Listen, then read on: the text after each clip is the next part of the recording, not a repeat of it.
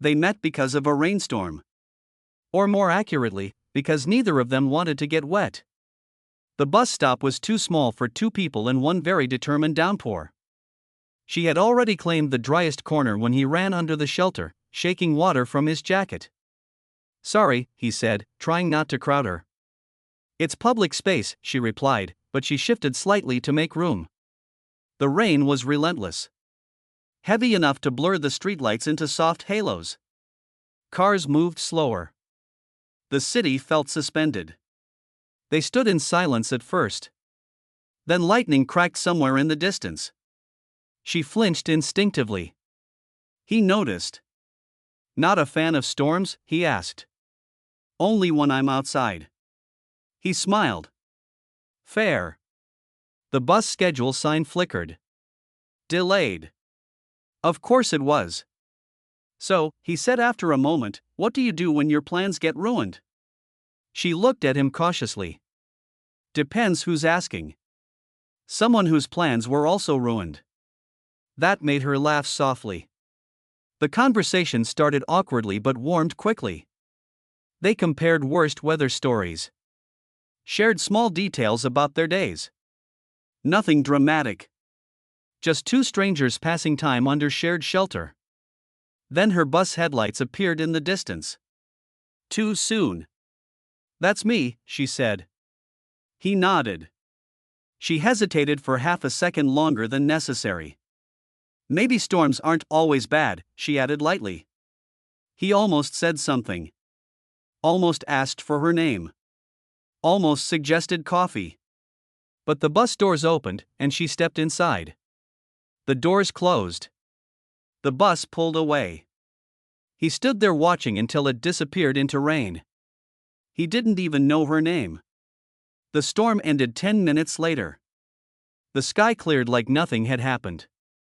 He checked the bus schedule again. Another route would arrive soon. He could still catch up. He looked down the street. No traffic now. Clear road. He stepped out from under the shelter. Because sometimes the difference between a missed connection and a new story is just deciding not to stay dry. He ran. Not dramatically. Not like in a movie. Just fast enough to feel slightly ridiculous. The next bus stop was 3 blocks ahead.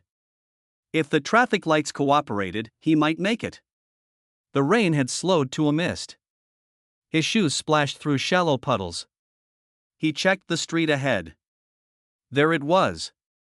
The bus stopped at the corner. He pushed harder. The doors were still open when he reached it. Breathless, he stepped inside. She was standing near the middle, holding onto the overhead rail. She turned at the sound of the doors closing and saw him. Her expression shifted from confusion to surprise. "You hate storms that much?" she asked. "I decided I hate almost more," he replied. She smiled slowly. The bus jolted forward. He stood across from her this time. Closer than before. Close enough to notice the tiny details he had missed at the shelter, the way she tucked her hair behind her ear when thinking, the small scar near her eyebrow, the way she watched people instead of staring at her phone. "I'm Daniel," he said finally. She hesitated just long enough to make it playful. "Lena." The bus moved through wet streets, city lights reflecting on glass. They didn't talk the entire time. But the silence felt different now. Intentional. "What stop?" he asked. She pointed. "2 more." He nodded. "That's convenient," he said. "Is it?" she replied. "Depends if you get off." She studied him for a second, trying to decide something. The bus slowed. Her stop. The doors opened. She stepped off. He followed. "You don't even know where I'm going," she said as the bus pulled away behind them. "True. And sometimes you find out by walking."